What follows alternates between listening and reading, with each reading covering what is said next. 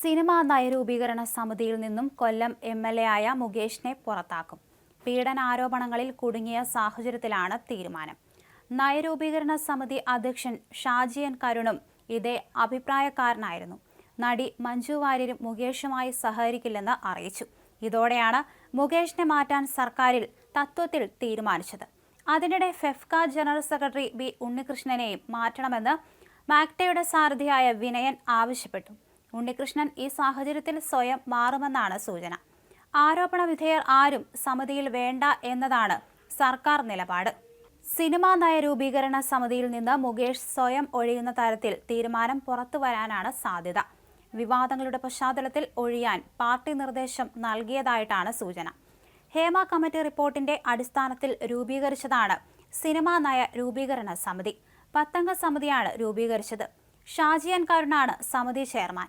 സാംസ്കാരിക വകുപ്പ് secretary mini ആന്റണിയാണ് convener.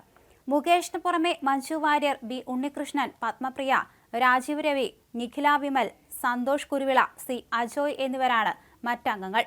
സംസ്ഥാന സർക്കാരിന്റെ സിനിമാ നയം രൂപീകരിക്കുന്നതിന് വേണ്ടിയാണ് സമിതി രൂപീകരിച്ചത്.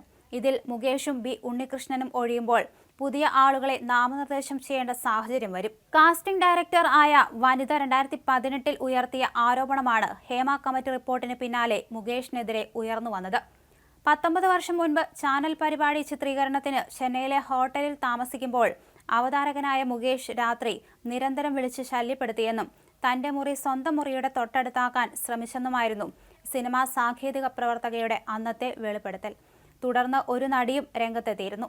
അമ്മ സംഘടനയിൽ അംഗത്വം ലഭിക്കണമെങ്കിൽ കിടക്ക പങ്കിടണമെന്ന് മുകേഷ് ആവശ്യപ്പെട്ടെന്ന് നടി വെളിപ്പെടുത്തിയിരുന്നു.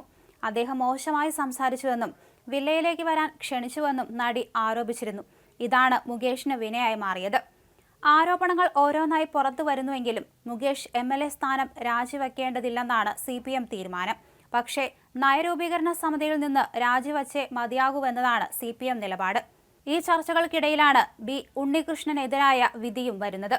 മുഖ്യമന്ത്രിക്ക് സംവിധായകൻ വിനയൻ അയച്ച കത്ത് ഇങ്ങനെയായിരുന്നു: മലയാള സിനിമയിൽ സംവിധായകനായും തിരക്കഥാകൃത്തായും നിർമ്മാതാവായും പ്രവർത്തിച്ചു വരുന്ന ഒരു വ്യക്തിയാണ് ഞാൻ.